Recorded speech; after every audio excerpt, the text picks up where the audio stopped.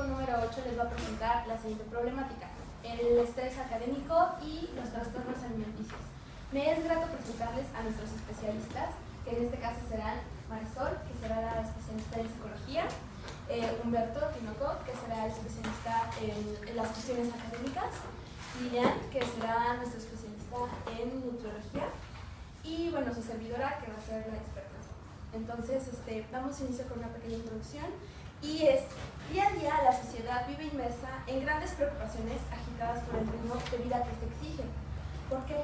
Porque actualmente, como la información ha viajado a tanta velocidad, la gente se mueve muy rápido, todas las empresas se actualizan al segundo, los productos así como se hacen se van tirando. Entonces, ¿esto qué genera? Que los jóvenes tengan que ser más competitivos, con más capacidades, que sean multitasking y que cumplan ciertas expectativas. Entonces, debido a estas situaciones, el estrés que generan este tipo de situaciones alteran a su salud. En este caso nos vamos a enfocar a lo que son los trastornos alimenticios. Nosotros queremos primero brindarles lo que es la definición de la palabra estrés, trastorno juvenil y alimenticio. Entonces, por favor, ¿puedes iniciar, Lilian? Claro que sí.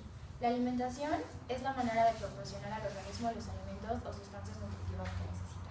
Esto lo dice la revista Salud. Marisol.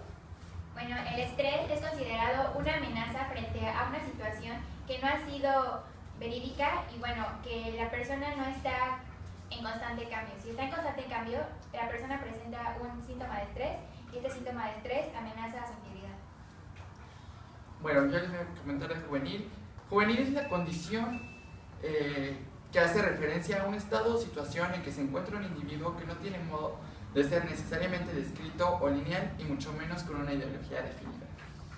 Y bueno, la palabra trastorno hace referencia a una alteración leve de la salud o a un estado de enajenación mental. Por ejemplo, en este caso, enfocándonos hacia el estrés. Bueno, vamos a iniciar con nuestro bloque número 1, en el que vamos a hablar de la explicación de la perspectiva de cada especialista acerca del tema. Marisol, ¿podrías comentarnos algo? Sí, claro. Bueno, como había dicho mi compañera, el estrés ha sido manifestado diariamente por los alumnos, especialmente por los jóvenes, porque vivimos en una sociedad que diariamente cambia y necesita estar en constante cambio para que tenga, bueno, las respuestas correctas, ¿no? Entonces, el estrés está presente muy a menudo en los estudiantes, ya que la escuela representa un aspecto donde se generan muchas situaciones que generan una situación en la que el estudiante puede estar en constante preocupación o en ansiedad. Existen diferentes respuestas o indicadores ante el estrés. Estos indicadores se llaman estresores. Entre los estresores se encuentran los neuroendocrinos, los psicofisiológicos y los psicológicos. Entre los psicofisiológicos se encuentran las respuestas comportamentales y conductuales.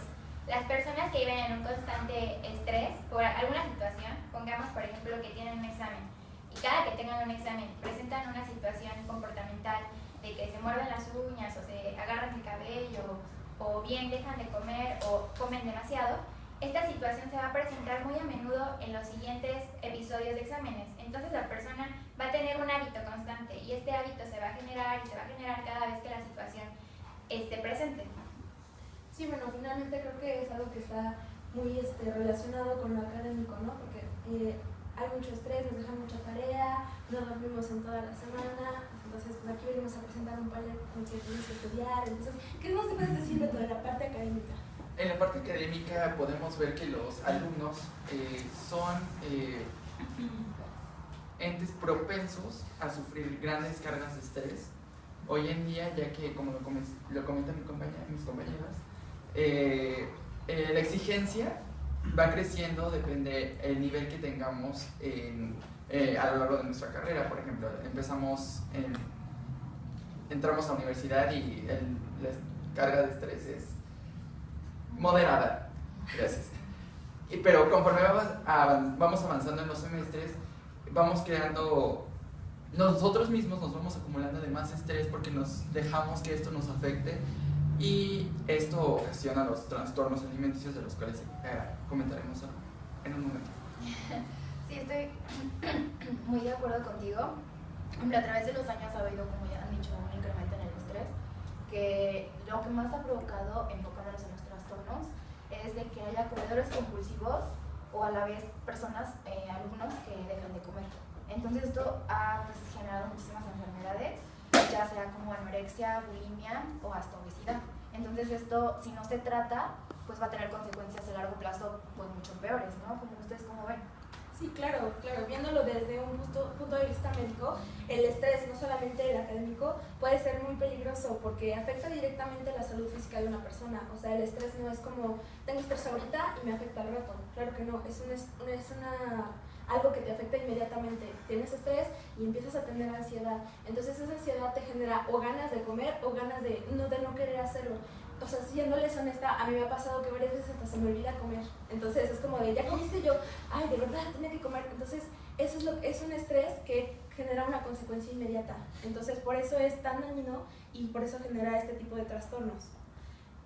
Bueno, pasamos al segundo bloque, que vendría siendo por qué esta problemática afecta específicamente a los estudiantes de examen.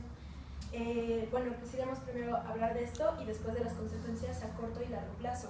Entonces, bueno, Beto, creo que sería lo indicado que iniciaras tú porque es la parte académica. Bueno, como ya les comentaba, el estrés va creciendo depende del nivel que tengamos a lo largo de nuestra carrera. Como experto, puedo decir que con el cambio de modelo educativo del que teníamos al modelo TEC 21, muchos estudiantes fueron afectados por este cambio, ya que las evaluaciones cambiaron, el método de evaluar cambió, entonces todo esto afectó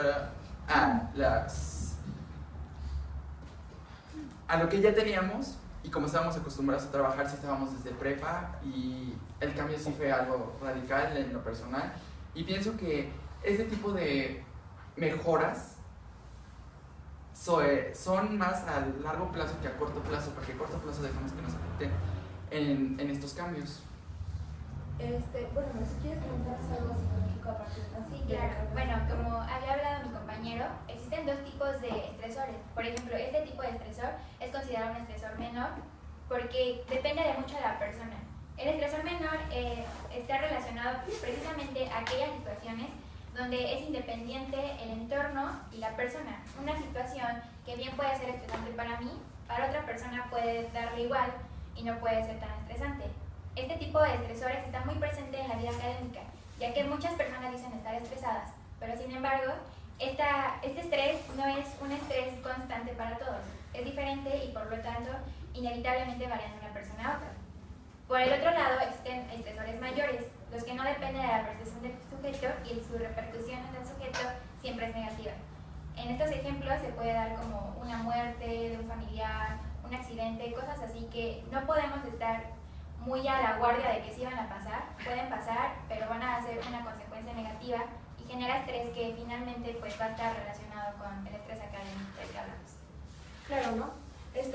Complementando lo que hizo mi compañera, muchos alumnos plantean lo que es una descompensación, que bueno, según la revista Igual Salud, dice que es un estado de un órgano que no realiza adecuadamente sus funciones. Hemos notado que los alumnos del campus lo que les hace falta es tener una buena organización. No sé si están de acuerdo conmigo. Una buena organización a base de tratar de no saturarse en todo lo que son sus tareas, todo lo que tienen que hacer, y tratar de tener tiempo para ellos, para distraerse y sobre todo para poder alimentarse bien, ya que si no se alimentan bien no van a tener la energía suficiente para poder cumplir con todas sus actividades. Entonces pues siento que es muy importante saber también qué comer, porque por ejemplo los que tienen clases seguidas, bueno, todo corrido, lo más común es recurrir a las maquinitas, y en las maquinitas encontramos lo que son papas, galletas, pero en sí no es un alimento nutritivo para nosotros. Entonces, y al quedar la cafetería, por ejemplo aquí de aulas 5, queda lejos la cafetería, entonces no puedes ir a consumir lo que es una alimentación un poco más sana. Entonces tenemos que aprender a tener una buena organización de nuestros tiempos y poder tener en cuenta de que también lo importante está nuestra salud. No solo saturarnos en lo que son nuestras actividades, nuestras tareas, sino poner en cuenta o en prioridad a nosotros mismos. Claro que sí. Además, bueno, citando a Peña, de la Asociación de Usuarios Americ Sans, afirma que las conductas esperadas a nivel de los estudiantes universitarios se espera de ellos que sean críticos, autónomos y comprometidos. Sin embargo, es difícil que el alumno pueda manejar tantas cosas cuando queremos ser perfectos, pero al querer ser perfectos y ser buenos en todo y querer llenarnos de todo lo que nos gusta, lo que tenemos que hacer y lo que queremos hacer, no podemos tenerlo todo y eso nos satura, nos genera estrés y va en efecto dominó haciendo consecuencias. La autorregulación en el manejo del tiempo académico se ha estudiado como un factor determinante para medir la autonomía del sujeto del estudiante, en este caso nuestro sujeto, y su adaptación a la universidad. Como ha mencionado nuestro compañero Beto, creo que es irse adaptando semestre a semestre. Finalmente un semestre no es igual a otro. A los que nos toca feria obviamente no es igual tener la feria en un semestre y sí, que en el siguiente que ya no tienes ninguno de esos dos proyectos. Entonces tienes que irte adaptando.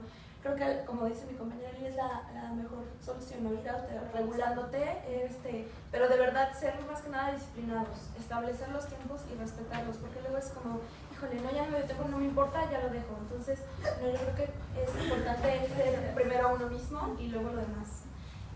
Bueno, pasamos a las consecuencias a corto plazo y después. Sí, a corto plazo, por ejemplo, podemos tener como consecuencias varias enfermedades, ya sea anorexia u obesidad.